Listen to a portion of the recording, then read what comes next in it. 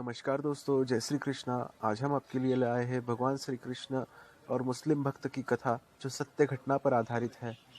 यह घटना उस समय की है दोस्तों, जिस समय हमारे भारत देश में मुगल सल्तनत के राजा अकबर का राज चल रहा था। हमारे देश को वो लूटने की मंशा से आया। आपने एक रानी का नाम सुना होगा, जोधाबाई, जो अकबर की महारानी थी। वैसे ही उनमें से एक रानी और थी, जिनका नाम था ताज बेगम। उनको लोग आज भी ताज बेगम के नाम से जानते हैं।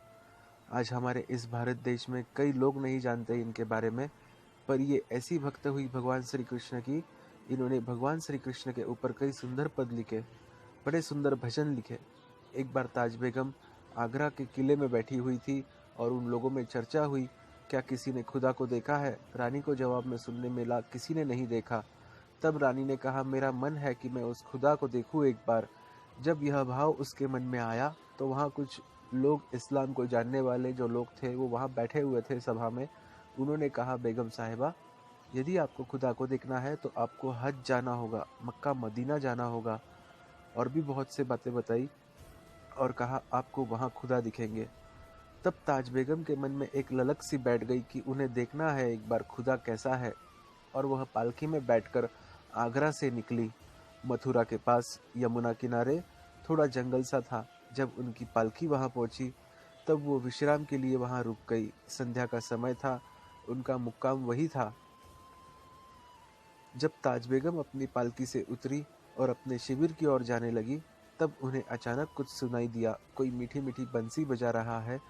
तब वो बंसी के धुन से मोहित हो गई। कभी घुंघरू की, कभी पाहिजेब की, कभी खिलखिलाहट की भी आवाज उन्हें सुनाई दे रही थी। वही उन्हें भगवान श्री कृष्ण के नाम भी सुनाई देने लगे, कभी मुकुंद, कभी केशव, कभी गोविंद इत्यादि। तो ताज बेगम इतनी भाव में भर गई, उन्होंने अपने सिपाही से पूछा, यह आवाज कैसी आ रही है? मैं समझ नहीं पा रही हूँ। तब उनके सिपाही ने कहा, बेगम साहिबा, यहाँ पर कोई हिंदुओं का एक छोटा खुदा रहता है। ताज बेगम ने कहा, खुदा तो खुदा होता है, क्या छोटा और क्या बड़ा इसमें। एक बार मैं चाहती हूँ इस खुदा से मिलूं। उनके सिपाही ने कहा, बेगम साहिबा, आप कैसी बातें कर रही है? हमारे मौलवी साहब कहते हैं कि कोई भी उसके चक्कर में पड़ जाता है या जिसको वह दिख जाता है, वह दुनिया के मतलब का नहीं रहा, उसके पीछे दीवाना हो जाता है। तब ताज बेगम कहने लगी, मैं तो खुदा को ही देखने निकली हूँ और मेरा मन है कैसे भी करके इन्हें देखूं एक बार। इतना कहकर उसी समय ताज बेगम वहां से चल दी जहां से उन्हें आवाज सुनाई दे रही थी। जैसे ही आगे बढ़ी, श्रीधाम वृंदावन में उन्होंने जैसे ही प्रवेश किया, वह घुंघरू, बंसी, पाइजेब की आवाज, ठाकुर जी के नाम और जोर जोर से सुनाई देने लगे। अब वह क्या देखती है, कहीं कीर्तन चल रहे हैं तो कहीं भजन चल रहे हैं, तो कहीं तुलसी पूजन हो रही है तो कहीं आरती। बड़ा आनंद आ गया ताज बेगम को। ताज बेगम इतनी भाव में भर गई और उस समय उन्होंने किसी से पूछा, हमने सुना है तुम्हारे हिंदुओं का ईश्वर यहाँ रहता है, कौन है ये? तब ब्रजवासी पंडित जी ने मुस्कुराकर कह दिया, अरे ओ महारानी, अगर तुझे महारानी होने का थोड़ा सा भी गुरूर है तो हमारे महाराज के दर्शन कर ले और तेरा गुरूर चूर चूर हो जाएगा। ऐसे है हमारे ठाकुर जी, हमारे महाराज। तब वो कहती है, तुम्हारे महाराज कौन है? पंडित जी बोले, वह हमारा ईश्वर, हमारा भगवान। ताज बेगम बोलने लगी, कहाँ है ये? पंडित जी ने इशारा कर दिया मंदिर की तरफ, जाओ वहां दर्शन कर लो। और जब ताज बेगम मंदिर में प्रवेश करने लगी, मंदिर के पुजारी ने उन्हें रोक दिया। ताज बेगम पुजारी जी से कहने लगी, हमें भगवान के दर्शन करने हैं। पर पुजारी जी ने उन्हें रोक दिया अंदर जाने से, क्योंकि वह मुसलमान थी। और पुजारी जी ने कहा, आप अंदर नहीं जा सकती क्योंकि आप मांस मच्छी खाने वाली हो और मुसलमान हो, आपको अंदर जाने का अधिकार नहीं है। जब उन्हें रोक दिया गया, उनके मन में इतनी ठेस पहुंची कि इतनी दूर से मैं केवल ये सोचते हुए आ रही थी कि कैसे मुझे उनका दर्शन होगा।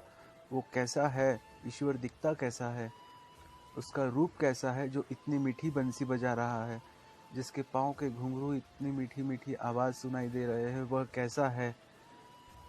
जब ताज बेगम को मंदिर में प्रवेश नहीं दिया गया, तब उनका हृदय रो पड़ा।